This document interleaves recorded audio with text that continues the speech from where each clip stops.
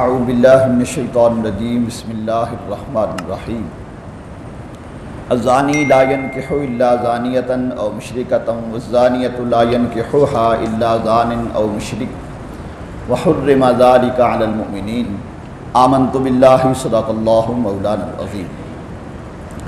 سورہ نور کی آیت نمبر 3 کی تلاوت کی گئی۔ اس آیت مبارکہ کا شان نزول یہ ہے کہ مہاجرین میں سے بعض بالکل نادار تھے اور ان کے پاس کچھ مال نہ تھا اور ان کا کوئی عزیز و قاربی رشتہ دار قریب نہ تھا، اور مشرکہ عورتیں دولت مند اور مالدار تھیں۔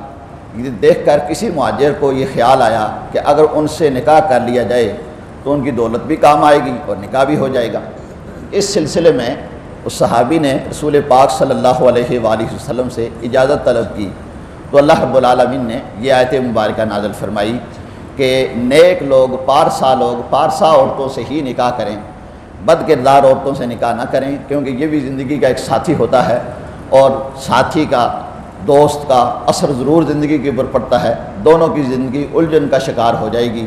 اس لیے نکاح کرتے ہوئے کوشش کریں کہ نیک آدمی، پارسا عورت سے ہی شادی کرے، اور بد کردار آدمی جیسا ہے آپ ہے ویسا ہی وہ اپنے لیے رشتہ بھی تلاش کرے گا۔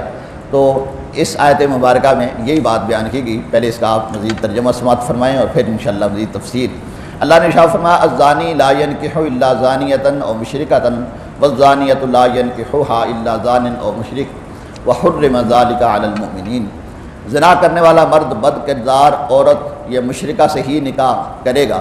زنا کرنے والا مرد بدکار عورت یا مشرکہ سے ہی نکاح کرے گا، اور بدکار عورت سے زانی یا مشرک ہی نکاح کرے گا، اور یہ ایمان والوں پر حرام ہے، یعنی مشرکہ عورتوں سے جو کافرہ ہیں ان کے ساتھ مسلمان کا نکاح حرام ہے۔ جیسے آج کل بھی ہندو کے ساتھ مسلمان کا نکاح ہرگز جائز نہیں ہے کیونکہ وہ مشرک ہے۔ اس آیت مبارکہ سے معلوم ہوا کہ بد عقیدہ اور بری عادات اور کردار والے لوگوں کا ساتھی بننے اور انہیں اپنے ساتھی بنانے سے بچنا چاہیے، اور درست عقائد رکھنے والے نیک اور پارسا لوگوں کا ساتھی بننا اور انہیں اپنا ساتھی بنانا چاہیے، کیونکہ ایک طبیعت دوسری طبیعت سے اثر لیتی ہے، یہ انسانی فطرت کے تقاضے ہیں، اور ایک دوسرے سے تعلقات پر اثر پڑتا ہے اور ایک دوسرے کی عادات بہت جلد اپنائی جا سکتی ہیں۔ حضرت عبداللہ بن مسعود رضی اللہ تعالیٰ عنہ سے روایت ہے کہ رسول کریم صلی اللہ علیہ وآلہ وسلم نے ارشاد فرمایا بنی اسرائیل میں پہلے خرابی جو آئی وہ یہ تھی کہ ان میں سے ایک آدمی جب دوسرے آدمی سے ملتا تو اس سے کہتا کہ اے شخص اللہ سے ڈر، اور جو برا کام تم کرتے ہو اسے چھوڑ دو کیونکہ یہ تیرے لیے جائز نہیں۔ پھر جب دوسرے دن اسے ملتا تو اسے منع نہ کرتا کیونکہ وہ کھانے پینے اور بیٹھنے میں اس کے ساتھ شریک ہو جاتا۔ جب انہوں نے ایسا کیا تو اللہ تعالیٰ نے ان کے اچھے دلوں کو برے دلوں سے ملا دیا، یعنی نیک لوگ بروں کی صحبت میں بیٹھنے لگے اور ان کی نحوست کا اثر ان کے اوپر بھی ہونا شروع ہو گیا، اور جتنے قریبی ساتھی شوہر اور بیوی ہوتے ہیں اتنا کوئی اور نہیں ہوتا، لہذا ان میں سے ہر ایک کی زندگی کا اثر ایک دوسرے کے اوپر ضرور پڑتا ہے۔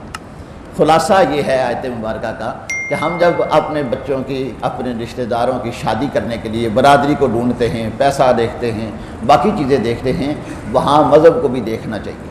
اگر کسی بد مذہب کے ہاں شادی کر دی، بد عقیدہ کے ہاں کر دی تو ساری زندگی کا رونا رگا رہے گا، اور ساری زندگی سکون کی زندگی نہیں گزرے گی، بدسکونی کی زندگی گزرے گی۔ مرد چاہے گا کہ میری عورت پردہ کرے، اور عورت بے حیا ہوگی اور وہ پردے سے کترائے گی، جس کی وجہ سے آئے روز گھروں میں جھگڑے ہوتے رہیں گے۔ تو اسلام ایسی چیزوں سے منع کرتا ہے جس کی وجہ سے بعد میں جھگڑے پیدا ہوں، فتنہ و فساد پیدا ہو۔